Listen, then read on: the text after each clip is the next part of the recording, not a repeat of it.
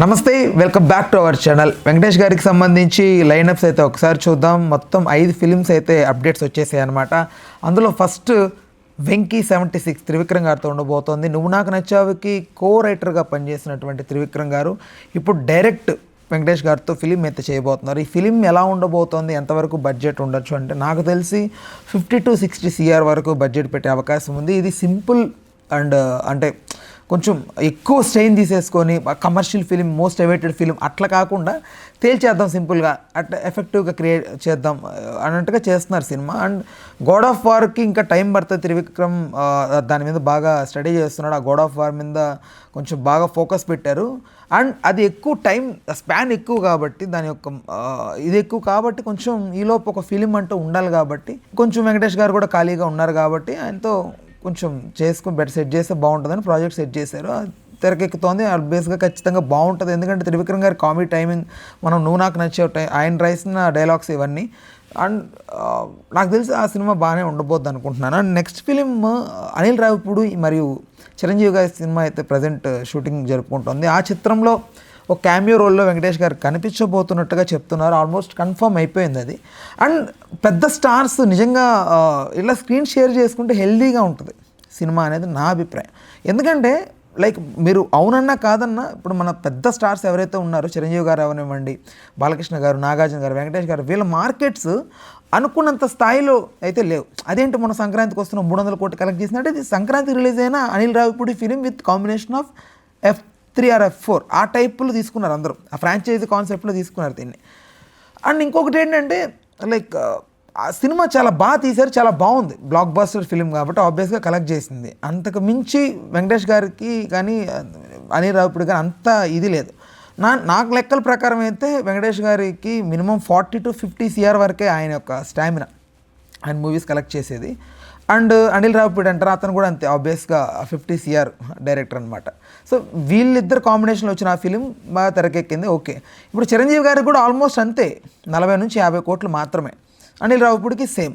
So వీళ్ళు ఇలా ఉన్న టైంలో ఇంకొక 50 కోట్ల హీరో వచ్చి కలిశాడు అనుకోండి ఒక క్యామియో రోల్లో, ఖచ్చితంగా యాడ్ అవుతుంది, ఇంపాక్ట్ క్రియేట్ చేసే. లైక్ కన్నప్ప ఫిలిం ఆబ్వియస్గా ఓపెనింగ్స్ వచ్చాయంటే దానికి రీజన్ ప్రభాస్ గారు. అలాగే వెంకటేష్ గారు కూడా ఈ ఫిలింలో క్యామియో అంటే మినిమం 20 to 30 minutes ఉంటాడనంటే ఎక్కువ వెంకీ మామ ఫ్యాన్స్ అందరూ థియేటర్కి వెళ్ళి కూర్చుంటారు. అప్పుడు ఏంటి, సినిమాకి కాస్త వెయిట్ పెరిగిద్ది, కొంచెం టికెట్స్ ఎక్కువ సోల్డ్ అవుతాయి, సినిమాకి మంచి ప్లస్ అవుతుంది. అలాగే ఇంకొకటి కూడా విన్నాను నేను, బాలకృష్ణ గారు అండ్ వెంకటేష్ గారు వీళ్ళిద్దరు కాంబినేషన్లో కూడా ఒక ఫిలిం రాబోతుందట. నిజంగా ఇలాంటి ఫిలిమ్స్ రావాలనైతే మనస్ఫూర్తిగా కోరుకుంటున్నాను. ఎస్పెషలీ ఆ జనరేషన్ వాళ్ళందరూ ఏంటంటే ఇలా మెర్జ్ అయ్యి ఒకరి సినిమాలో ఒకరు నటిస్తుంటే ఖచ్చితంగా బాగుంటుంది. ఎందుకంటే మొన్న రజనీకాంత్ గారు జైలర్ ఫిలింలో 2-3 వచ్చారు క్యామియో, మోహన్ లాల్ గారు, శివన్న. సో వీళ్ళందరూ ఇలా యాడ్ అవ్వడం వల్ల సినిమాకు వెయిట్ పెరుగుతుంది, వాళ్ళ స్టామినా ఎక్కడ పడకుండా ఉంటుంది, వాళ్ళ స్టాండర్డ్స్ ఎక్కడ పడకుండా ఉంటాయి. బాలకృష్ణ గారు మాత్రమే నాకు తెలిసి 100 crore దాంట్లో రన్ అవుతూ వస్తున్నారు ఆయన. బట్ ఆయన స్టామినా ఈ మధ్య బాగా పెరిగింది లాస్ట్ 10 years. జై బాలయ్య అనేది ఎప్పుడైతే స్టార్ట్ అయిందో అప్పటి నుంచి ఆయన స్టామినా కానీ ఆయన స్ట్రెంత్ కానీ బాగా పెంచేశాడు ఫ్యాన్స్లో. ఇది దానికి ముందు కూడా 50 CR బాలకృష్ణ గారు, తర్వాత కొంచెం బాగా ఇదయ్యాడు. అయితే నాకు తెలిసి బాలకృష్ణ గారు మాత్రమే అనుకుంటున్నాను. నాగార్జున గారి దగ్గరికి వస్తే నాగార్జున గారు అంటారా, ఆయన కొంచెం 20 CR అంతే, మహా అయితే 15-20 కోట్లు, సినిమా అంతకు మించి ఎక్కువ కలెక్ట్ చేయడం లేదు. ఆయన రెమ్యునరేషన్స్ కూడా చాలా తక్కువ. ఇట్లాంటి టైంలో లోకేష్ కనకరాజ్ ఫిలిం కూడా వెళ్ళాడు, ఇక్కడ నుంచి తమిళకి వెళ్ళారు ఆయన. సో దాని తర్వాత ఏదన్నా వచ్చి సెకండ్ ఇన్నింగ్స్ మంచిగా స్టార్ట్ అయితే మంచిదే.